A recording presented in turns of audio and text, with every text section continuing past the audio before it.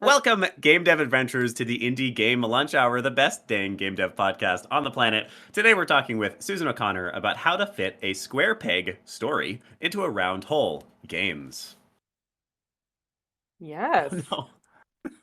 Again? Third time. The Indie Game Lunch Hour. One more time.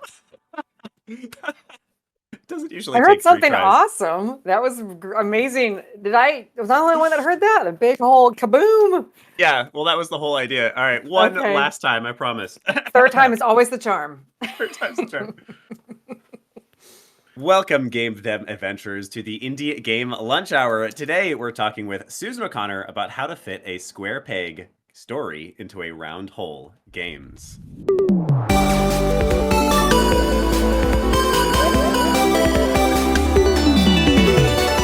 The Indie Game Lunch Hour. In our live magical podcast, the best dang game dev podcast on the planet, we give stories of breaking in from industry experts, as well as the chance to actually ask questions of industry experts in the second half of each episode. As always, I'm the host of the podcast and the founder here at the Indie Game Academy, Willem Delventhal, and joining me today is Susan O'Connor.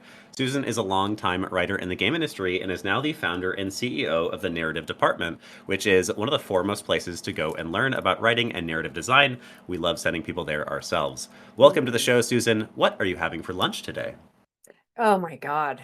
Great question, because I have been so busy this week that I haven't gotten to the grocery store yet. So honestly, it's going to be something I probably order off my phone, or it's going to be peanut butter on a spoon.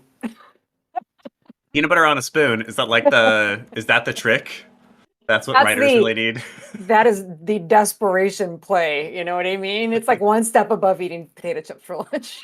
I am freshly moved into a new place, which has been lovely. I've been sort of. Thank you. Yes, I've been on the wind for a couple of months, but it means that I too have no groceries, and I've been spending so much money on takeout. Oh my God. I know. I literally have got to go to the grocery store. Either that or I'm going to go broke this month. Like, it's ridiculous. Yeah. I swear takeout prices have dramatically increased too. Like, since when is ordering a pizza and a soda like $50? I know, dude. I feel you. As someone who got a pizza 2 days ago, I know exactly what you're talking about. I got a pizza last night. All right. Pizza for everybody. Every day. That's the hot tip of the day. That is the main takeaway. All right. Well, welcome to the show. Susan, it's great to chat with you. We've touched base a couple of times in the past, but we haven't yet had you on the show. You are indeed one of the people we hear about the most often when talking about learning, writing, and narrative design, which is a huge chunk of our community. People just want to tell awesome stories. I would love, as always, to begin with the most important question of this podcast, which is for your origin story. So, Susan, where are you today in the game industry, and how did you get there?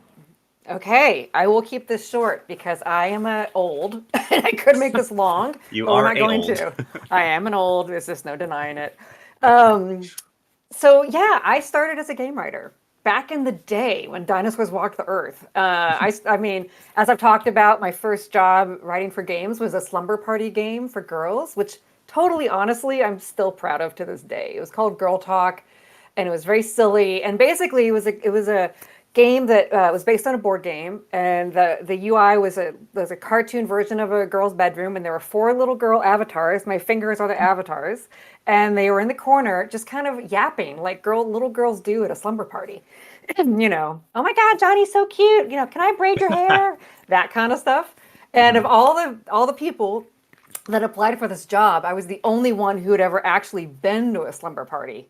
In other words, I was the only woman. But as a woman, I used to be a girl, and I did go to slumber parties. So I was what we call Petunio found a picture of it. Oh my God, that is Girl Talk. Oh, cry. Amazing.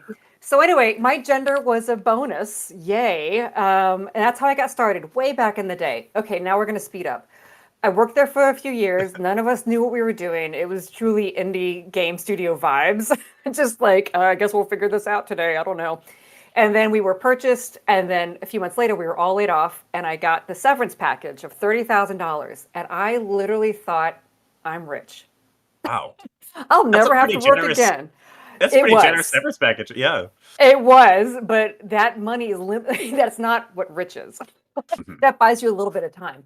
Yeah. But while I was basically blowing through my severance package like an idiot, my Mhm. smarter colleagues went on to get jobs at studios, other game studios. So suddenly I had these connections at other game studios.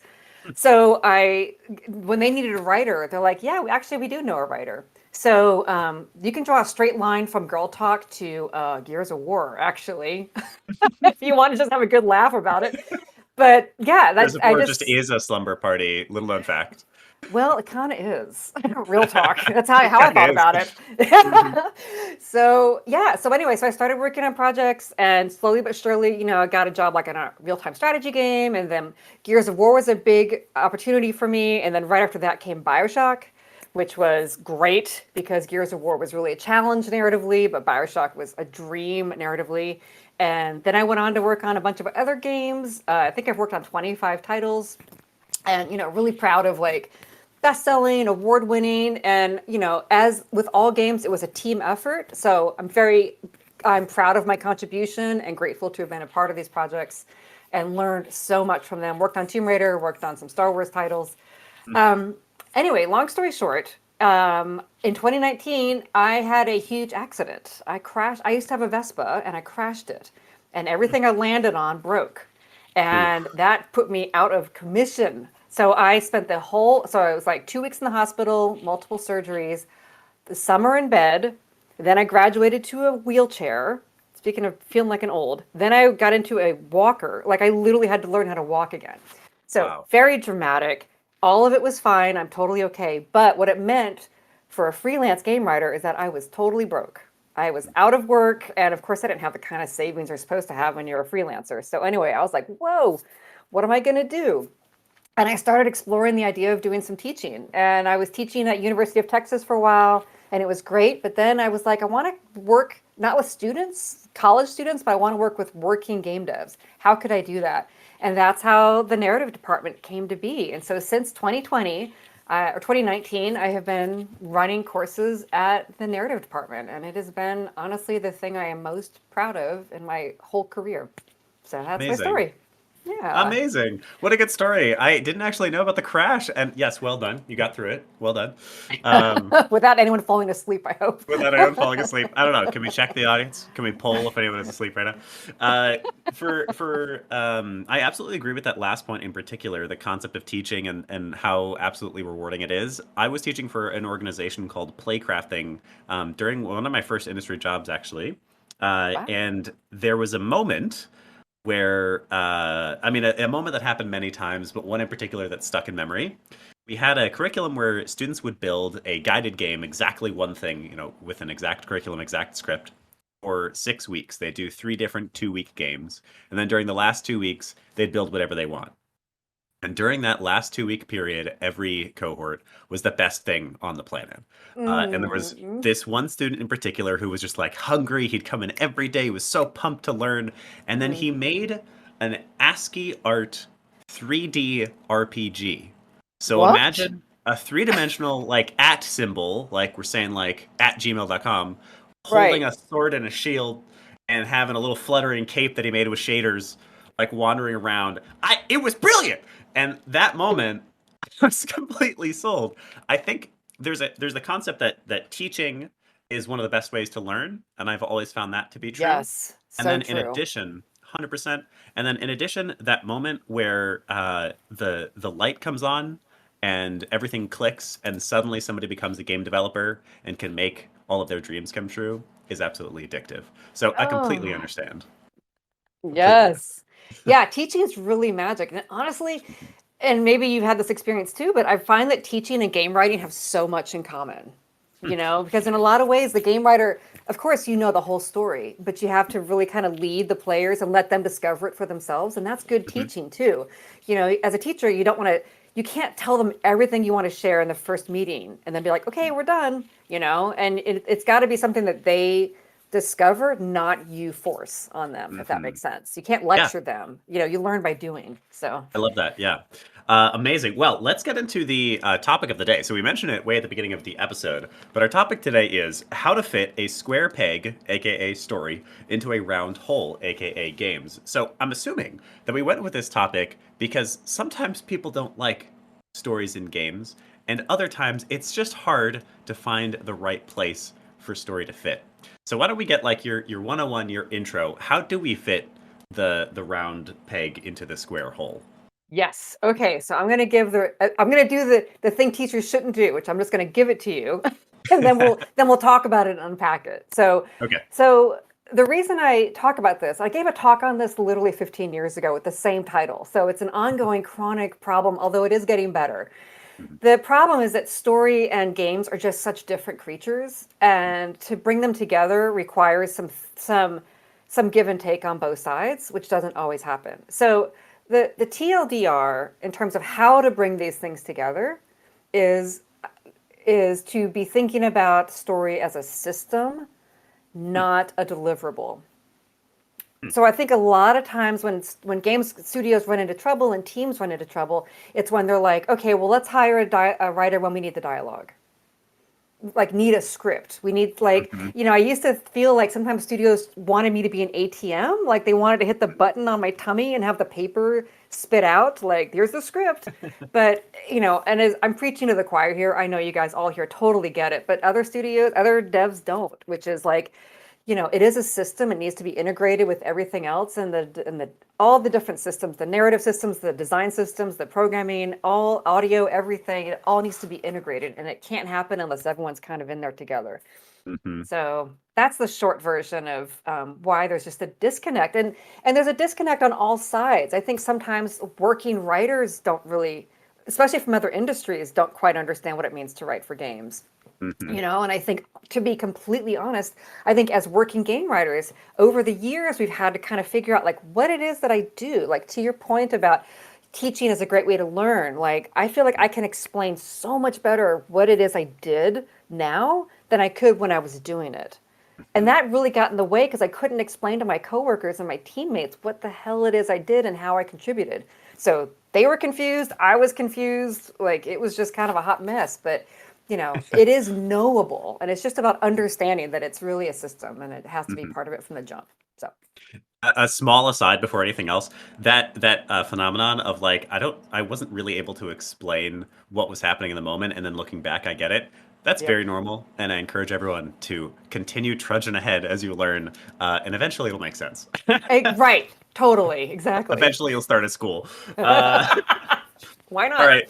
Why not? So I think it's definitely really interesting. I 100% agree. Writers and narrative people, and then I think there's a couple of other categories that this happens for. Like audio is another one this happens for all the time, where we go and we find you and we go, hey, we already built 80% of this game. Can you like plug in your magic now? Would that be cool?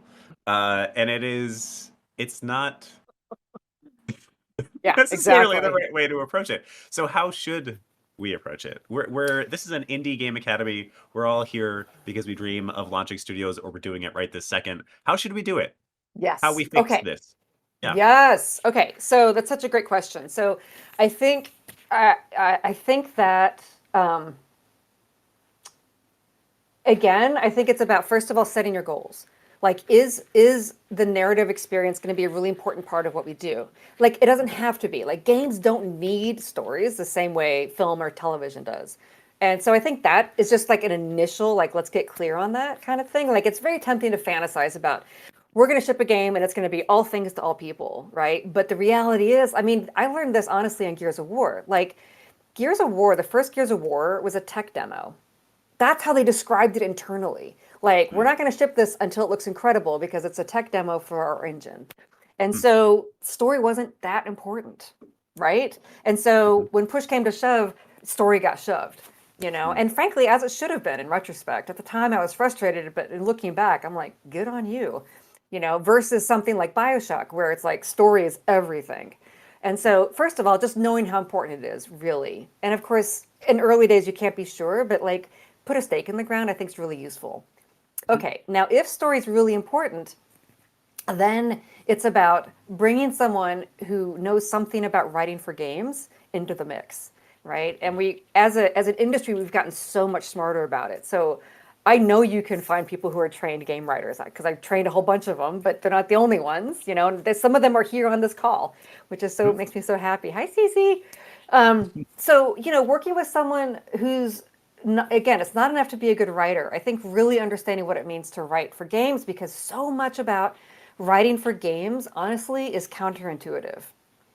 It's like you think, okay, here's how I think writing must work in a game, and then you really get into it, and you're like, wait a minute, And on some level, it looks like what we do in film or TV. It's like, our cutscene scripts look just like film scripts, and there's characters and there's dialogue, and it's like, okay, it's the same thing.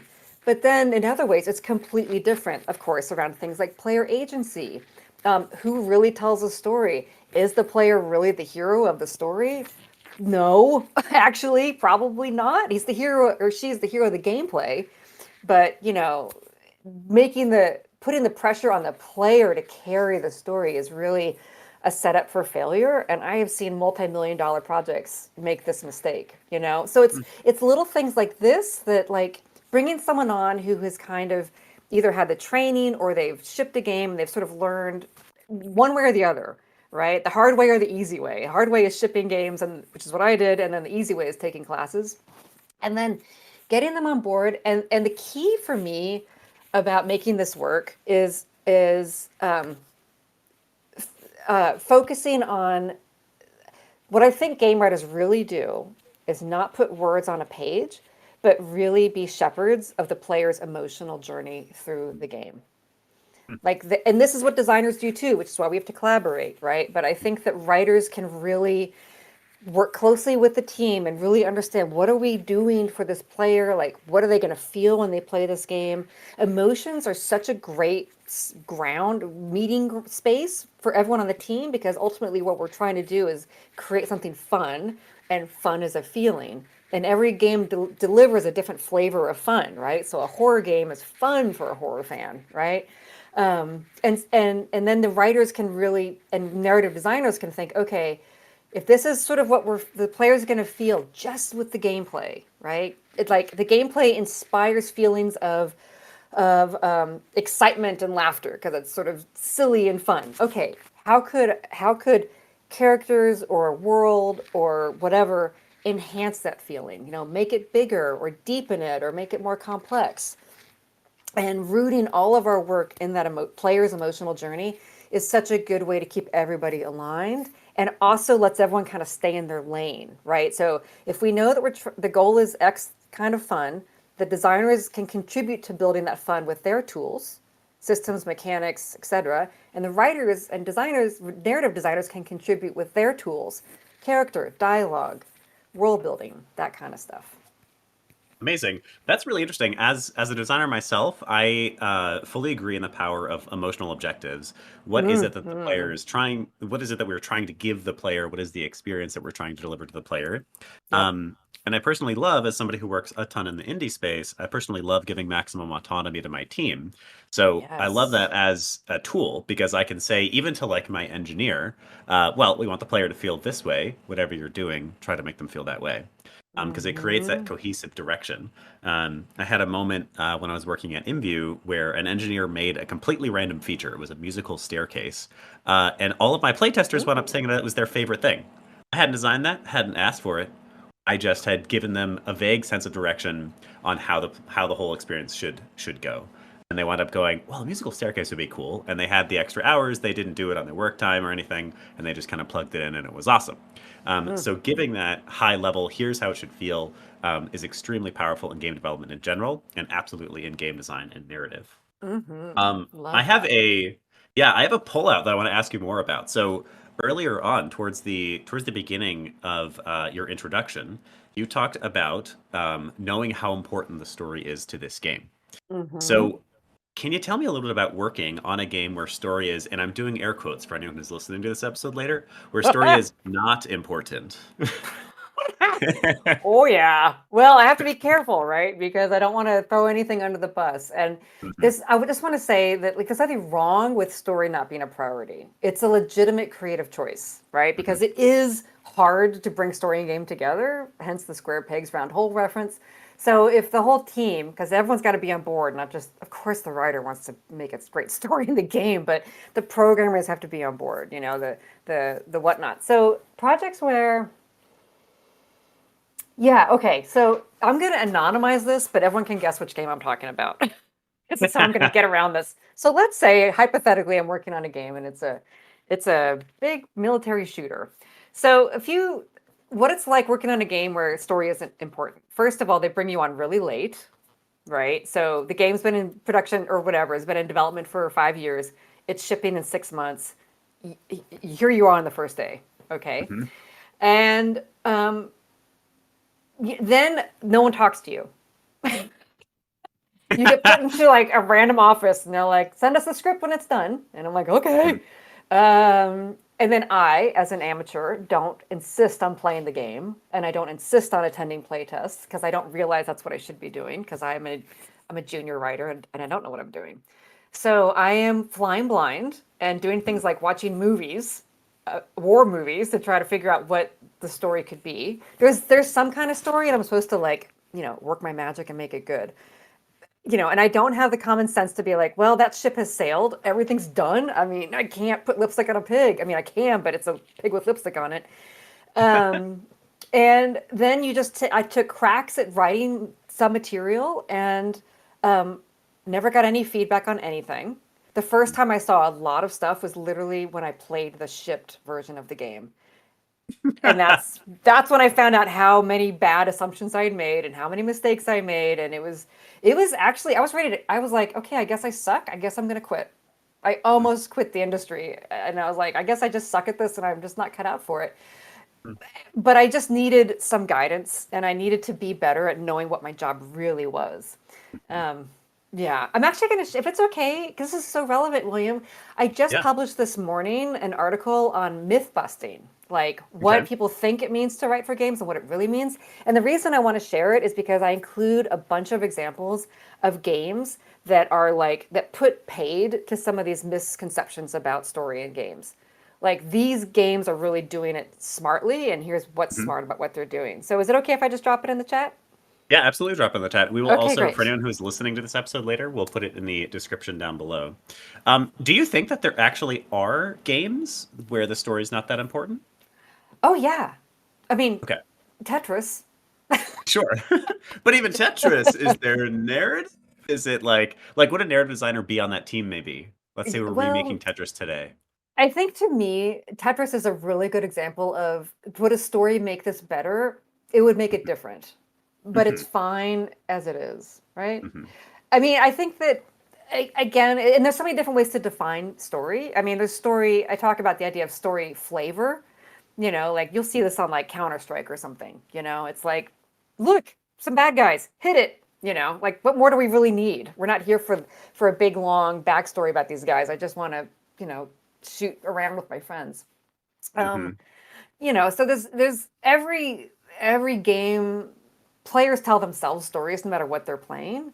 So it's about like how much of it do you want to be crafted? How much of it do you want to be, suggestions of a story and let the player imagine the rest of it? I mean, there's lots of different. I think that honestly, in 5 or 10 years, we're going to have different words for what it means to have story in a game. Yeah, that's really interesting. One of my more like fascinating conversations I've had in recent memory was with I think his name's Ty, the creator of RimWorld. Mm. And he talked about RimWorld is like just a really fascinating game in a lot of different ways, especially as a systems designer. And one of the things he talks about is he believes that his game, above all else, is an emergent storytelling engine. And he gave this example to me, which I thought was really beautiful, where he has where the little characters are little beans. They don't actually deliver any text to the screen. It doesn't say like, "Oh, Johnny's really like." Johnny decided to do X, Y, and Z. It just gives general emotion. So it'll say like Mm. Johnny is mad, Hmm. and then you'll see your little bean like walk away. And one of the things he says that he feels like he accidentally stumbled upon was what a powerful little storytelling machine that is, because it doesn't Mm. really tell a story. It gives you almost parameters for you to fill out the story yourself. So it'll say like Yes. Johnny is mad, and then you'll see him walking away from, let's say, the farm or something, and you'll be like, ah, that other little bean, Trina, must have like messed up the crops and pissed Johnny off or Mhm. something like that. I Totally. love, yeah, I Yeah, I love mean, I that. was just, I love, sorry, go ahead. You get me All I was gonna say excited. is I just love the, of course, I love the nuance of how one tells a story and how it does fit differently in different games. And I think it's really mature and it's something for junior narrative designers to take away to say, yeah, my story doesn't belong in every game. No, it doesn't. Exactly. And I just wanted to build on what you were saying, which is that, like, Mm, honestly, I think humans are storytelling machines. mm, Like, it's how we get through the world. I mean, as a species, it's how we have survived. I mean, we've only had books and access to information outside of our heads only in the last few hundreds of years. But mhm, for most of the millions of years, everything we knew lived in our heads. And that's so to keep track of important stuff, like which mushrooms were dangerous and where the predators lived, we would convey information to each other through story. Like if and so we are storytelling machines, we're story making machines, and it's part of what we do, and that's part of the fun and challenge of writing for games because no matter what you do, you are co-creating with the players. mhm. You're Yeah. giving some story and they're giving some story, and that is always true. And it's we ignore that at our peril, right? Hmm. The more we craft the story, the more we're making a film. Hmm. And the story That's- we give doesn't always land either. It's not what the player actually interprets. no, and what I the player think, cares about, the player story is what's important, not the game story. 100%. I think if I'm hearing this right, loud.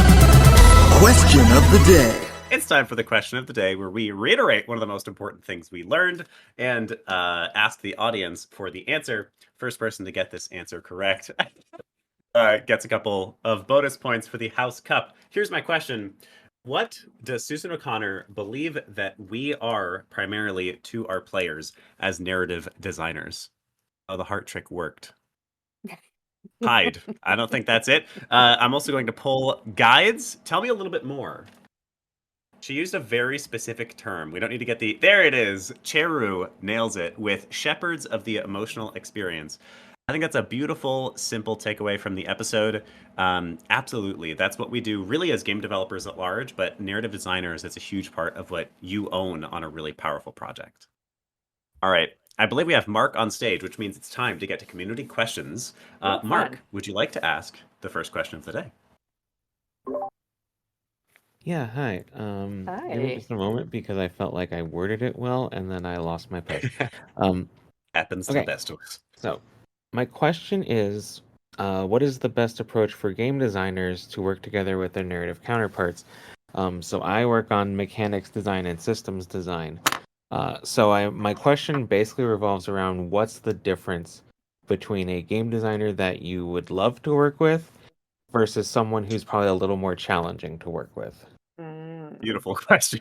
Yes, my God, the crux of it all. I Mm, mean, it's really funny because one of the advanced courses in the narrative department is game design for writers, and it's mm. taught by a game designer, Will Shen. And so I've been on a learning curve about this honestly myself. So I will tell you, the number one thing I would look for from a game designer is that they are a good communicator. Full stop. And the reason for that is I don't know what they do and they don't know what I do. So it's my job to communicate what I do clearly, and I need the designer to help me. So I'll give you an example. In Will's class, he says designers think fundamentally about how objects make people feel. And I was like, I have been doing this for a quarter of a century. No one has ever said that to me that way before. Where is my time machine? I want to go back and I want to redo every conversation I ever had with every designer because I would have asked better questions. I was thinking about people. Like stories are about people. Games are about objects. Like it is so easy for us to misunderstand each other, which is why I love talking about feelings, player feelings specifically, because objects and characters come together to create feelings in the audience, in the players. So that is the number one thing is that a designer can find the time, and I know designers are thinking constantly. Designers' jobs are so hard, but being able to kind of hit pause on their thought process to take time to talk in terms that makes sure the writer understands what they're doing and why they're doing it, what their work is like. And also like what their creative goals are, and I think one of the best ways to start this conversation is to share what kind of games the designer loves to play, and so that the writer can better understand the type of designer that you are, because we've got to start finding some common ground to communicate creatively. And the writer's not going to start working in systems, and you're not going to start sweating out the details about dialogue, right? But somewhere you've got to find a place to meet. And so and to be fair, most game devs are introverted and not necessarily the best communicators, What? I mean, I don't I know hate what to you're say referring it, to. but yeah. So it's uncomfortable, right? And I teach my writers. I'm like, it's on you, like make the first move, ask them to lunch, like really make the effort to build some kind of a good working relationship. Don't let them just be the guy who sits over there, because your work affects theirs and vice versa. Did that answer your question, Mark? Yeah, thank you so much. Could you, as a favor to me, reiterate the point that you had about designers and objects real quick? Sure. Because I felt like that was beautifully said. Oh, I know. That's exactly what I said when Will said it. I was like, oh. So basically, and again, I'm reiterating Will Shen. I take no credit for this, but he said designers fundamentally, their job is to think about objects and how objects make the users feel. So I'll give you the example that Will did. He used an example of a fork. A fork gives us, this is the way he described it. I'd never heard this before because I never thought about a fork for more than 1 second. But he said a fork provides the user with a sense of security. The food is going to make it to your mouth and you're hungry, so that's good. Right? And so that's the point of a fork. Oh, okay. Makes total sense. And again, That's all. it's Thank you. so, yeah, of course. No, there you go. That's awesome. I love that. I also really love Will Shen. He's a really knowledgeable, smart guy. Y'all should reach out to him. All right. We've got our second question from Rick. Rick, would you like to come up on stage and ask a question? Yeah, hi there. All right, so Hi. my question is, when you have a narrative person who is relatively new to writing for games, they may have experience writing novels and short stories, which is the medium of a novel or a book. What are the biggest leaps in perspective that kind of traditional writer needs to adopt in order to be mentally ready to an interactive medium like games? Such a good question. Okay, so here it is. The way I talk about this is, I mean, there's definitely a spectrum of storytelling, right? And I would say I'm drawing here on the screen. So for those who are listening, on one end, I would say is books, and then you move into kind of the film and TV arena, and then you move into game writing, and then actually marketing. So if I could draw this for you, it would make more sense. But I do think that people who work in mediums like books do have kind of the largest leap to make, and here's why. Books are great internal mediums, meaning books are a fantastic way to get inside of a character's head and live there for 20 pages or 5 chapters or whatnot. So it's an internal medium. Film is, just to sort of have some comparisons, film is a great visual medium. We can do so much storytelling through what we see, which is why we love good looking actors, right, on the screen, or we love things going kaboom because it looks amazing on a big screen. Games are, I don't know how else to put it, it's a goofy term, but it's a kinetic medium. The story is what the player does. It's all rooted in action and then how the world reacts to that action. Right? So the story exists around the player who is doing things. And through doing things, they impact the world, and then the story happens in the world and with the NPCs.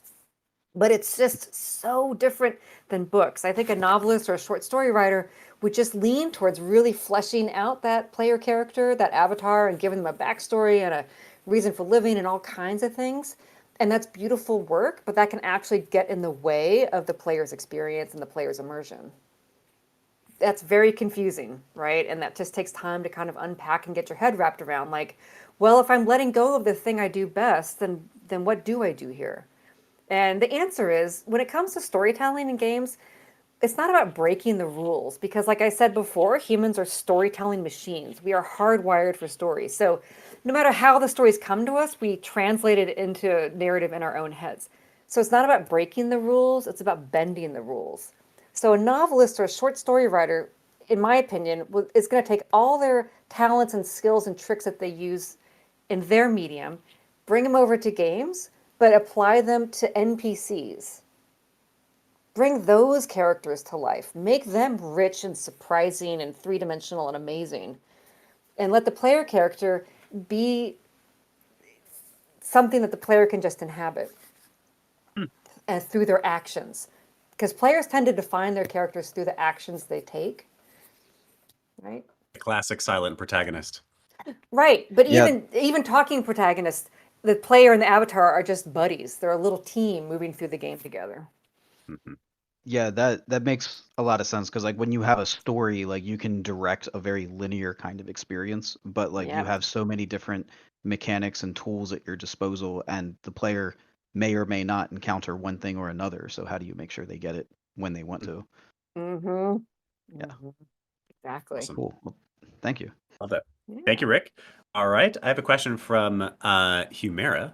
Humera asks, what common mistakes do beginner game writers make? Ooh, amazing. I am literally writing an article on this right now. So let me see if I can just pull up what I was going to say. I mean, basically, uh, I would say um, don't communicate, right? So that's one thing. They don't talk about their work because they're busy doing it. And they don't know, they feel like they don't know how to talk to other departments, so they don't. And the other thing that the biggest mistake that they make is that they don't share their work early enough. That's the biggest mistake. And Mhm. writers, I get it. You know, you're like, ugh, I don't want to have to show this work yet. It's not done yet, but nothing's done in games, right? And so, and because your work affects other people, you really do have to show people your stuff before it's finished. Because honestly, everyone else on the team has to show their work before it's finished too. My partner is a game designer, and I really saw this in action between us because typically writers early in their career have been writing for a long time, but like in their journals secretly, not showing anybody. Baby designers, right? Like early career designers have no choice. They have to show their designs early and often, and they therefore get used to it. It's hard at first, right? But like the more you do something, it's exposure therapy.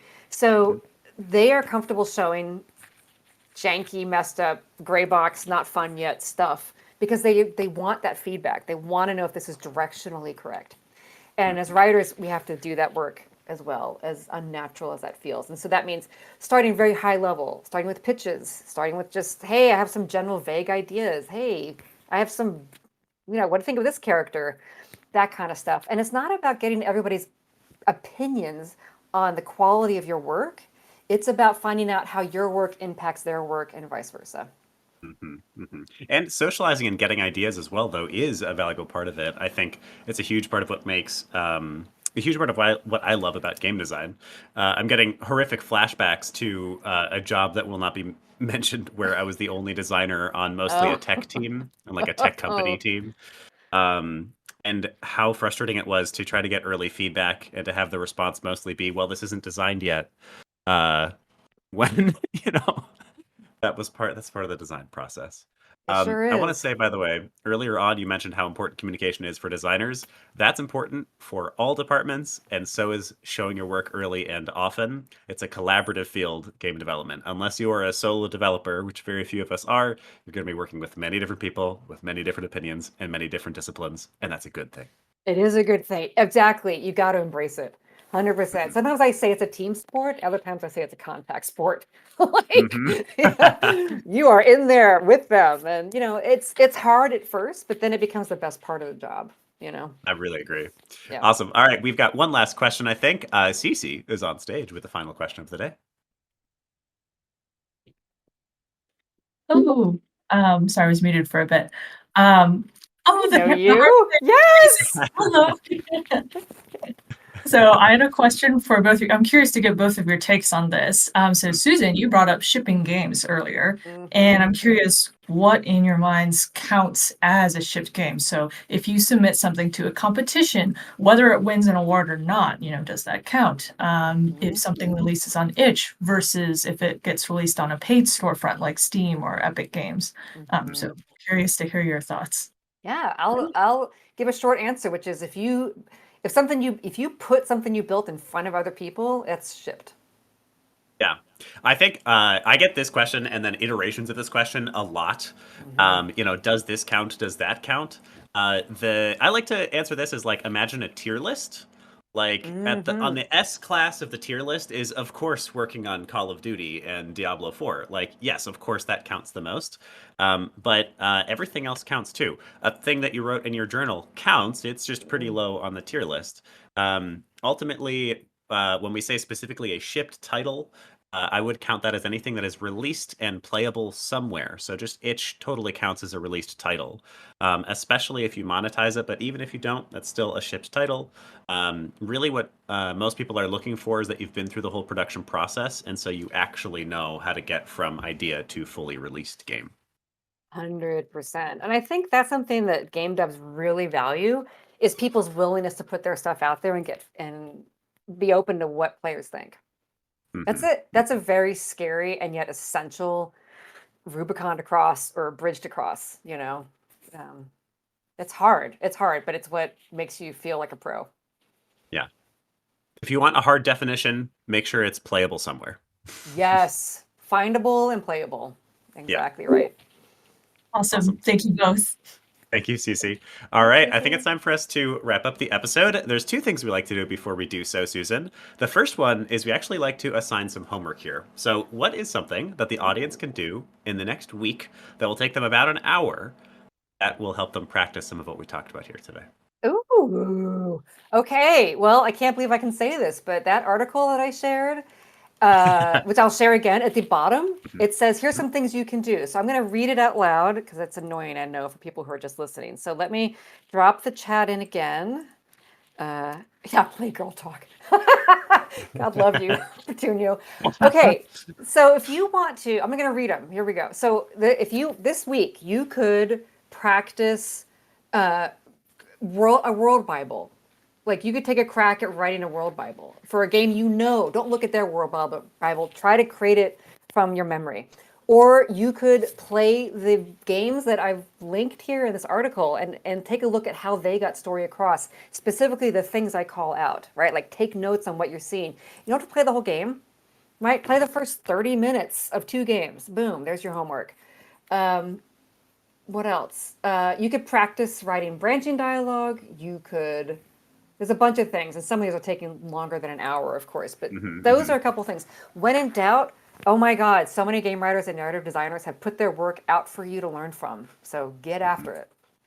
I love that. Why don't we? I'm gonna make it a hard homework assignment because I like it when people interact with us a little bit. So here's the hard homework assignment. I think a world Bible is a perfect place to start.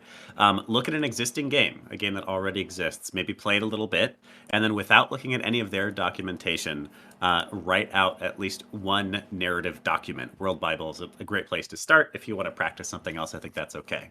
Once you've written it out, and you can Google what a Word Bible is if you're unfamiliar. Once you've written it out, it doesn't need to be fully fleshed out, just a little bit of it. Post it for us on LinkedIn. You can tag Susan O'Connor, you can tag myself, Willem Delventhal, and you can tag the Indie Game Academy, and we'll give you a little bit of feedback. We'll force you to get some practice in. Yes. All right. That's your homework assignment. All right, and now let's close down the episode. So, Susan, is there any last words of wisdom you'd like to impart or anything you'd like to plug here at the end of the episode? Oh, yes. Well, I want to encourage everybody to keep going. That is literally all a creative career is. Ups, downs, does not matter. Just keep going. And that's it. So that's the first thing I would say. And then I would just say, if you're interested in this stuff, feel free to join my list. I try to publish articles there to help with this stuff. And I would be remiss if I didn't share that registration for our masterclass opens up at the end of March. And I love, William, your audience, and you guys are incredible. I see some of my grads here. So I love how we're sending people back and forth. I'm all for it. And yeah, I just think I'm so happy and grateful that so many people are excited about the potential of storytelling in games, and I can't wait to play your games. 100%. What a beautiful last sentiment. I think I love the concept of just keeping on. It's okay. The industry's a little rough, but we promise it will get better. Hopefully, Hmm. probably. We'll see. Hmm. One way or another, the only thing you can really do is keep on keeping on. And yeah, get a friendly pat on the back wherever you can. Yeah. As always, this podcast happens every Wednesday at 12 p.m. Eastern Time. Feel free to join us next time. Ask your own questions live. Anything that Susan mentioned will be linked down below in the description if you're listening after the fact. Susan, thank you so much for being here. This has been awesome. Ah, loved it so much. Love talking with you anytime, William. Easy. All right. And to those who listened, thank you for listening. To those who asked questions, thank you for those as well. If you enjoyed, we ask that you send it along to just one other person who might enjoy it too. All right. Yes, I think that's please. it, everybody. Goodbye. Game over.